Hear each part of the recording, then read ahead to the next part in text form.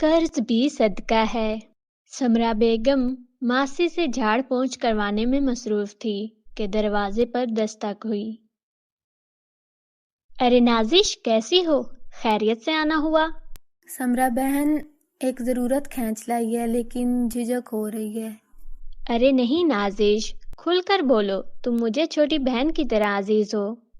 وہ سرمد صاحب کی کل دفتر سے آتے ہوئے جیب کٹ گئی اور کل ہی انہیں دفتر سے تنخواہ ملی تھی۔ کچھ سمجھ نہیں آ رہا کیا کریں گے اب۔ نازش پورنم آنکھوں سے بولی۔ اچھا تم بتاؤ کیا چاہتی ہو؟ سمرا نرمی سے بولی۔ کچھ رقم 1 ماہ کے لیے ادھار مل جائے تو۔ نازش جھجکتے ہوئے بولی۔ 1 منٹ رکو۔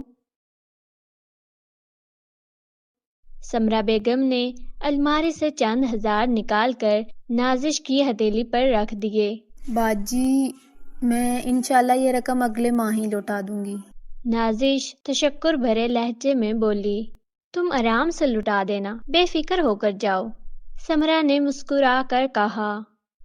تمہارا دماغ تو درست ہے، اپنے گھر کے حالات دگرگوں ہیں اور دوسروں کو قرض دینے کا شوق چڑھا ہوا ہے۔ خاور صاحب سمرا بیگم کو بے نقط سنا رہے تھے۔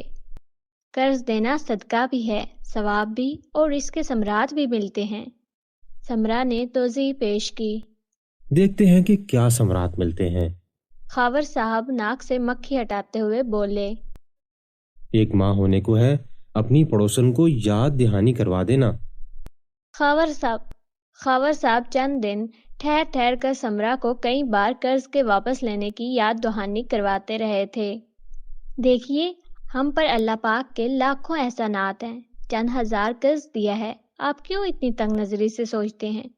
تھوڑی نرمی برتیے، قرضدار کو مہلت دینے پر دوہرے اجر کا وعدہ ہے۔ شکر ہے رب کریم کا جس نے ہمیں یہ توفیق بخشی، اور قرض دینا، ضرورت مند کی ضرورت کے وقت مدد کرنا بھی صدقہ کی ایک قسم ہے۔ اللہ تعالیٰ ہم سے اس عمل کی وجہ سے کتنی تکالیف اور پریشانیوں کو دور کر دیتے ہیں۔ سمرا بیگم نرمی سے کہتی گئی۔ تم یہ اپنے بیان کسی اور وقت کے لیے سنبھال کر رکھو، تمہارا تو بس نہیں چلتا، ورنہ ایک فلاحی ادارہ ہی کھول کر بیٹھ جاؤ۔ خاور صاحب ناراض لہجے میں بولے۔ خاور صاحب، بلال کو موٹر سائیکل والے نے ٹکر مار کر سائیکل سے گرا دیا ہے، جلدی باہر آئیے۔ نجم الدین نے آواز لگائی۔ ارے دیکھو کیا ہوا بچے کو۔ انکل میں ٹھیک ہوں۔ بلال مسکراتا ہوا بولا۔ خاور صاحب ہانپتے ہوئے باہر آئے، لیکن بلال کو مسکراتا دیکھ کر حیران رہ گئے۔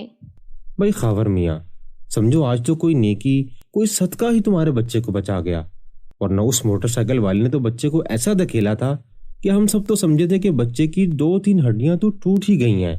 سہیب کریانے والے نے مکمل منظر کشی کی۔ بلا شبہ قرض آدھے صدقے کے برابر ہے۔ سنن ابن ماجہ۔ تھوڑی دیر پہلے سمرا بیگم کے کہے الفاظ خاور صاحب کے کانوں میں گونجے۔